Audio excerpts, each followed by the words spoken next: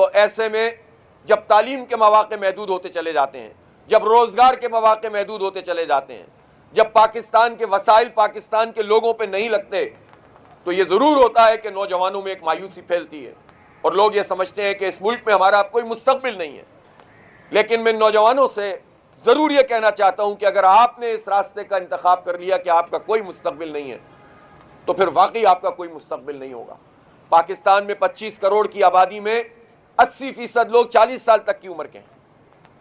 65% لوگ 30 سال تک کی عمر کے ہیں۔ یہ نوجوان سارے ملک سے باہر نہیں جا سکتے، اور کیوں جائیں؟ سارے کے سارے ملک سے باہر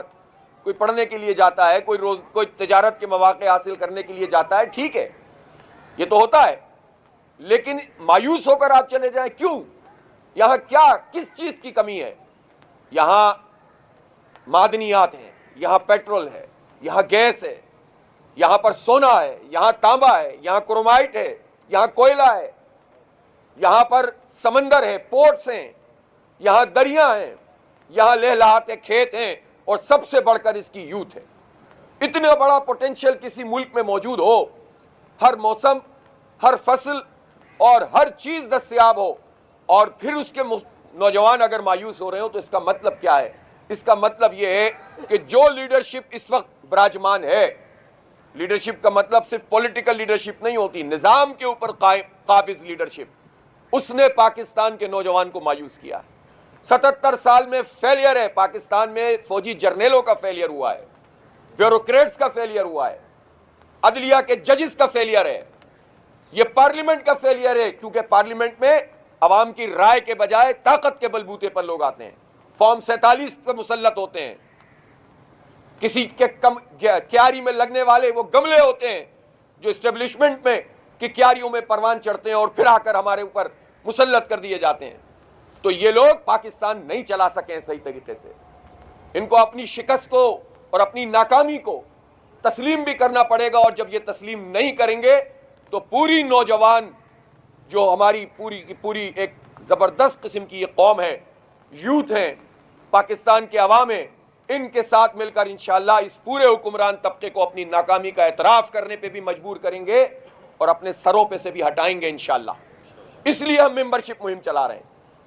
ہم اس لیے مہم چلا رہے ہیں کہ جماعت اسلامی ایک دینی تحریک ہے، جہاں ہم لسانی اکائیوں میں لوگوں کو تقسیم نہیں کرتے، سب کو جوڑتے ہیں، وہیں ہم فرقہ بازی پر یقین نہیں رکھتے۔ ہم دیوبندیت کی تحریک نہیں ہے، واضح طور پر کہنا چاہتا ہوں، ہم بریلویت کی تحریک نہیں ہے، ہم اہل حدیث کی بنیاد پر سلفیت کی تحریک نہیں ہے، ہم شیعت اور سنیت میں لوگوں کو تقسیم نہیں کرتے، ہم کسی طرح بھی لوگوں کو فرقوں کی بنیاد، ہم سب مسلکوں کا احترام کرتے ہیں۔ ہر مسلک سے تعلق رکھنے والا جماعت اسلامی کا ممبر بن سکتا ہے، بلکہ جماعت اسلامی کا تو مائنورٹی ونگ بہت اسٹرانگ ہے، اور یہ مائنورٹی ونگ میں چیلنج کرتا ہوں کہ پورے پاکستان کی کسی پارٹی کے پاس اتنا منظم مائنورٹی ونگ نہیں ہے جتنا جماعت اسلامی کے پاس ہے۔ ہمارا خواتین میں جو کام ہے وہ سب سے زیادہ منظم اور بہترین طریقے سے، ایک طرف وہ دعوت اور تربیت کا کام کرتی ہیں، دوسری طرف وہ خدمت خلق کا کام کرتی ہیں، تیسری طرف وہ ویمن امپاورمنٹ کے لیے کام کرتی ہیں۔ مختلف ادارے بنا کر ہم نے جو ہے وہ لوگوں کو حقوق دلانے کی بات کی ہے، جیلوں میں خواتین کے جو مسائل ان کو حل کرنے کے لیے جماعت اسلامی کام کرتی ہے۔ تو اس لیے جماعت اسلامی ہی پاکستان کے عوام کی سب سے بڑی چوائس ہے، اور اگر کوئی امید موجود ہے پاکستان میں تو وہ جماعت اسلامی اور اس کی تحریک سے وابستہ ہے۔ اس لیے نوجوانوں سے کہتا ہوں کہ وہ اس کے ممبر بنیں، ہمارے ساتھ چلیں، ہم فرشتے نہیں ہیں، انسان ہیں، غلطیاں کر سکتے ہیں، کوتاہیاں کر سکتے ہیں، ہم مل کر ایک دوسرے کی اصلاح کریں گے، ہم مل کر ایک دوسرے کی تربیت کریں گے، ہم مل کر سب پاکستان کو مضبوط بنائیں گے، ہم مل کر اس قابض مافیا جس نے ہم پر آئی پی پیز کا عذاب مسلط کیا ہے۔ آپ ذرا ترتیب تو دیکھیں 1994 سے لے کر اب تک، ظاہر ہے جب ہمارا بجٹ چھوٹا تھا تو ہمارے پاس جو ہے سینکڑوں ارب روپے ہم آئی پی پیز کو دے رہے تھے، اب کرتے کرتے جب ہم 18 ٹریلین پر آ گئے تو ہم 2 ٹریلین سے زیادہ اپنے ڈیفنس کے بجٹ سے بھی زیادہ اس وقت آئی پی پیز کی کیپیسٹی پیمنٹ دے رہے ہیں، یعنی وہ بجلی کہ جو ہم استعمال نہیں کرتے یا پروڈیوس نہیں ہوتی، اس کے پیسے پاکستانی قوم اپنی بجلی کی بلوں میں دے رہی ہے، اس کو آئی پی پیز کی کیپیسٹی پیمنٹ کہتے ہیں۔ اور صرف اتنی سی بات نہیں ہے، میں پوچھنا چاہتا ہوں ان ساری جماعتوں سے جنہوں نے آئی پی پیز کو ہم پر مسلط کیا اور مراد دی ان کو، Noon league, peoples party, P T آئی،